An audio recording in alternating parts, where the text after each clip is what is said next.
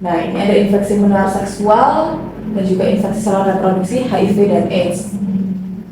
Ini merupakan salah satu gambar mengenai infeksi menular seksual, yaitu ada gonore. Gonore adalah kencing nanah yang biasanya terjadi pada laki-laki. Jadi kalau laki-laki dia merasa kencingnya sakit, bernanah, nah ini dia pasti kencing nanah.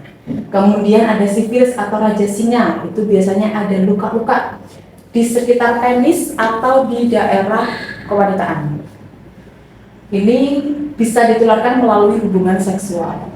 Kemudian ada herpes, juga timbul cairan atau bintil-bintil di daerah genitalnya dari perempuan. Nah, harus waspada, dia adalah herpes genitalis. Kemudian ada kondiloma acuminata atau jengger ayam. Ini biasanya pada wanita, pada pria juga ada.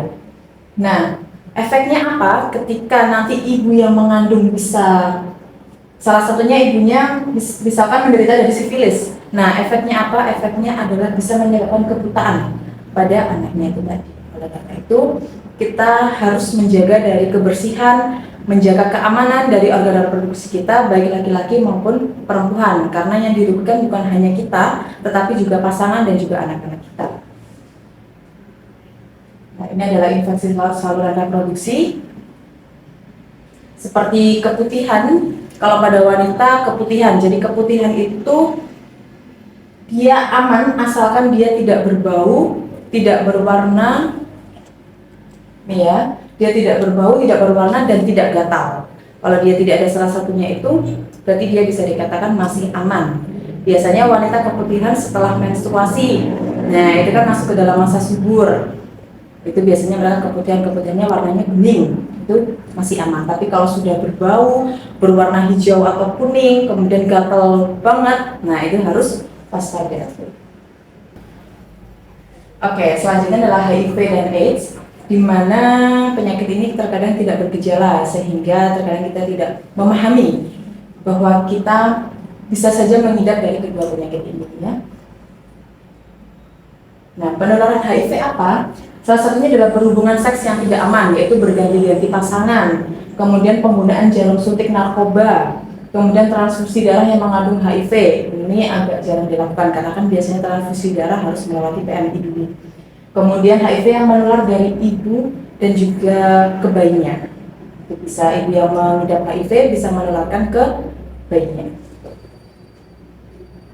Nah, dia tidak menular melalui apa? Makan minum bersama, kemudian penggunaan peralatan, berpelukan, berciuman, hidup serumah, toilet yang bersamaan, kemudian berganti handuk, gigitan serangga. Jadi kalau ada nyamuk yang hinggap pada orang HIV tidak akan menularkan pada orang yang lainnya. Oke, nah ini kita pantun dulu.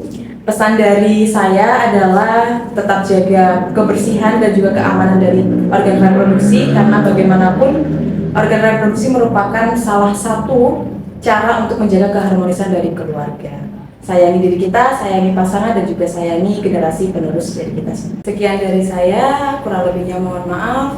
Untuk para pengantin, jangan lupa untuk pemeriksaan kesehatan di fasilitas kesehatan terdekat, bisa ke puskesmas, ke rumah sakit, ataupun ke tempat yang menyediakan pemeriksaan untuk calon pengantin. Dan untuk pengantin yang melakukan pemeriksaan diharapkan untuk pria dan juga untuk wanita, sehingga keduanya bisa mengetahui bahwa sama-sama sehat.